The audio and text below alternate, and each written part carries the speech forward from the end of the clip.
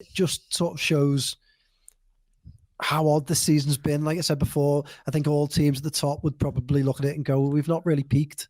We've not really played our best football. We've not really even put together that much of an impressive run, but each of them have kind of had a turn at the top. I know that you have written off Man City this season. Yeah. And I know that you've been a bit of a, you think Arsenal probably stand a big chance. Where do you stand now this past couple of weeks? I haven't really changed too much, really. I still think that Man City are going to come up short. I know they came back in the end against Everton, but again, went 1-0 down in the game. Again, it's not really something you see from them very often in the part. They would normally take control of that game, then just kill it off second half, maybe get another goal, 2-0, 3-0. They're constantly chasing games at the minute, going 1-0 down. It's so unlike them. And something just doesn't look right there. I don't know what it is. Just the balance isn't right. They've got a lot of players injured, obviously, as well, which isn't helping. But I think even a lot of their fans are saying it's probably not our year.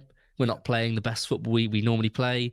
Obviously, they're still up there, so they could do it. But I think it's between Arsenal and Liverpool. And I obviously backed Arsenal to win it for the season.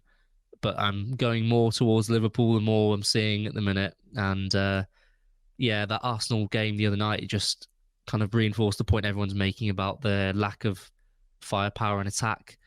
Whether they address that in January could change things in terms of their chances. I mean, Ivan Toney's someone that's been mentioned, but that's incredible, isn't it?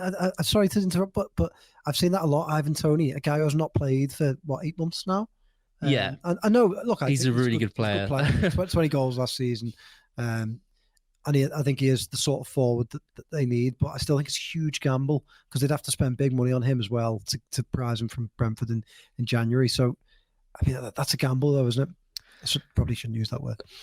Yeah, we'll see what happens with that. But I think it would be a really good signing if they did get him in terms of how fit he would be and sharp for Arsenal. We don't know. I imagine he'd be training all the time while he's not been playing, but obviously it's different to actually being in the games. Solanke's another one that's been mentioned a little bit. Looks great, doesn't it? I mean, Solanke's one of those players that when he was at Liverpool, I thought you could tell he had ability. He was quite good on either foot, quick. But I just didn't think he'd ever put it fully together. And when Liverpool got 19 million for him from Bournemouth, you were like, God, Michael Edwards. That was at the time when Michael Edwards seemed to, he could sell anything, couldn't he, for a big fee? But you're seeing now that's why I suppose Liverpool rated him so highly.